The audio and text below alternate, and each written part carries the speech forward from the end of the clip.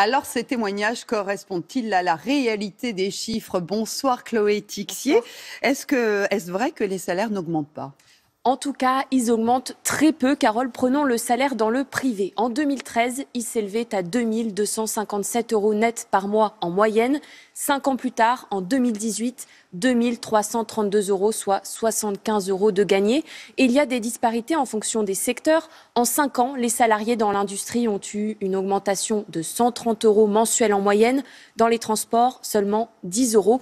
C'est moins que l'inflation pendant cette période. Seul le SMIC augmente en fonction de la hausse des prix, c'est la règle. La France qu'on a sous les yeux, celle d'Emmanuel Macron, Pauline de Malherbe, c'est une France dans laquelle on est passé de 8 à 10 millions de personnes sous le seuil de pauvreté, où 12 millions de personnes subissent la précarité énergétique, et où dans le même temps, vous le savez, dans la période de pandémie, les 19 mois de pandémie, les milliardaires de ce pays ont accru leur patrimoine plus qu'en 10 ans. C'est ce que nous dit l'ONG Oxfam. Pendant les 19 mois de pandémie, c'est 236 milliards qui ont été accumulés par les milliardaires de ce pays. 236 milliards à Pauline de Malherbe, ça permettrait de donner un chèque de 3 500 € à chaque Français ou de quadrupler le budget de l'hôpital public qui nous a manqué. Donc quand on parle de partage des richesses, ça n'est pas un gros mot. Vous avez en France 5 personnes, 5 milliardaires qui possèdent autant que 40% de la population la plus pauvre.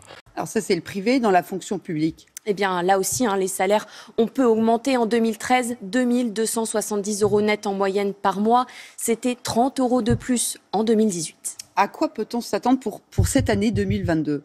Eh bien, selon les prévisions, les salaires devraient bien augmenter en moyenne d'environ 2,5%, un peu moins que l'inflation, estimée aujourd'hui à 2,7%. Les négociations salariales sont déjà terminées dans certains secteurs. On en a parlé, l'hôtellerie-restauration, les transports. Certaines banques ont aussi accepté des augmentations collectives. C'est une première depuis 10 ans. Par contre, ça patine pour les coiffeurs, par exemple, et puis pour les fonctionnaires. Le point d'indice qui sert de base de calcul au salaire sera encore gelé cette année. Merci beaucoup, Chloé.